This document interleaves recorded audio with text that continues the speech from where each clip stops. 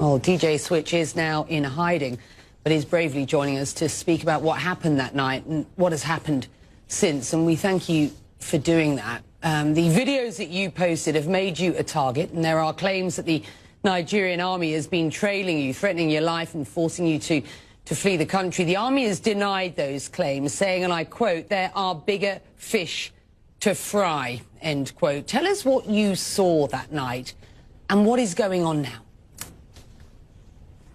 Well, thank you for having me, Becky. Thank you for giving us your platform to continue talking and sharing this story.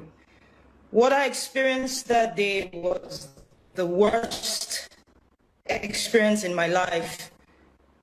The Nigerian army that is supposed to protect us came with no warning. None, nobody, no representative to come speak to us first. At least they just came in guns blazing. We heard gunshots from behind the toll gate, because we were on one side of the toll gate, and we heard gunshots from behind and people running. So what we did was just to go down and sit down and just stay still, wave our flags. So because we believed that if we waved our flags, they would see that we are not here to cause any harm. We're not here to cause any troubles. We're just here protesting, as is our right to do so. So there was no warning, nothing. They came shooting. People were just dropping. I can't even explain that to you. It was such a chaotic scene that most times I find it difficult to close my eyes without seeing those scenes. And after they left, the Nigerian police came, SARS to be precise, because looking at the uniform, the ones we could see, and especially one man that was putting on white, I don't know who he is or something, but he had a pistol, kind of like a small gun, and he was just shooting at us directly, and we were just running for our lives. That's the short story of it, really. Just after the Lekki Gate incident, I spoke with the Lagos state governor. Have a listen to what he told me. Becky, I genuinely believe there will be change for two reasons. One, you know, what has happened, especially in Lagos, is extremely unimaginable. That's number one. Number two, it was a clarion call, you know, for all of us in government, you know, especially, you know, understanding and realizing, you know, what the youth, what they truly want us to be doing, you know. So it hit all of us like a thunderbolt, and it was just, you know, a wake-up call. Your response to what you just heard there? With no due respect, I actually challenge the governor of Lagos State to just say the truth. They know the truth. It's been out there, they're conflicting stories with each other. Nigerians have died. This is not a time to play games. Families are looking for their loved ones. To be honest with you, with regards to me, I don't know how to feel, because in one hand, I'm grateful I'm alive today. In the other hand, I don't know if I should say I'm lucky. It's almost like I'm saying the others were not lucky. It is time that we own up to the things that we're supposed to own up to. The governor has a responsibility to the citizens of Lagos State, and he should say the truth. Nigeria's president on Tuesday vowed to prevent a repeat of what have been these wider anti-police brutality protests through dialogue and through listening, he says, to all stakeholders.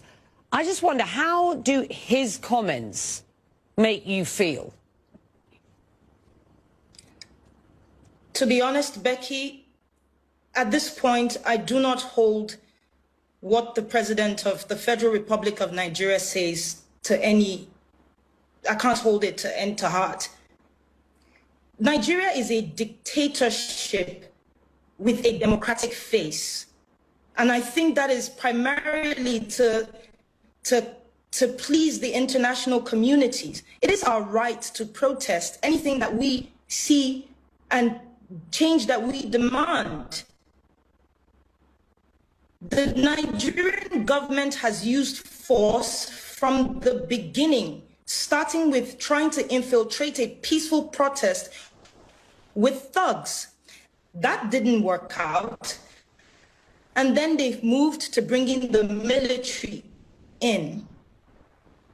So the same government that says that they had banned SARS, and this is going for 4 to 5 years now, they keep banning the same SARS, is saying that he wants to have a dialogue. The president hasn't even come out once to address the shooting at the toll gate. So no, Becky, I do not take his word to heart. We need action, we need change, and most importantly, we need accountability. You've said about this whole experience, and I quote here, "It is cause for what I believe is just. It is shock at the response of my government towards the people it is sworn to protect. It is courage to speak up no matter what. And for me, the will to see justice, accountability and a change in Nigeria, no matter how much is offered to me or threats to me." Do you believe that change will come? And how long do you think you will need to stay in hiding for? To be honest, I will start with the fact that the will is there. This generation, as we like to call ourselves, we call ourselves Sorosoke. That means speak up. Unlike the past, where they've oppressed our parents, they've misinformed our parents because we didn't have social media back then. They owned the media houses, they owned the newspapers. But this is a different generation.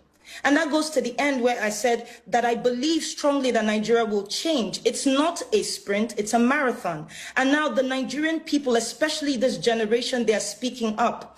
The shock for me was to see that for the first time, something that gave me such belief. I never thought I would see Nigerians come together with the same voice and speak in one voice, demanding change, demanding an end to police brutality. I never thought that our government, first time they're seeing this, would respond in the action with which they did. Seizing the passport of Mo, for example, arresting Yeroms, chasing people out of town and literally out of the country. I believe that the fact that I have been given a second chance at this life, I don't know what will happen to me. I don't know what will happen to my career. All my bookings, everything is gone. I don't know. But what I do know is this. The fact that I have this chance, I will use this opportunity to tell this story. No matter the length, no matter the breadth, I would use the opportunity to tell the story. My hope is to go back home. I don't want to run anywhere. People think that I have sought some sort of asylum. That is not a fact. But you can't chase down everything. Those things are not important. I want to be able to go home.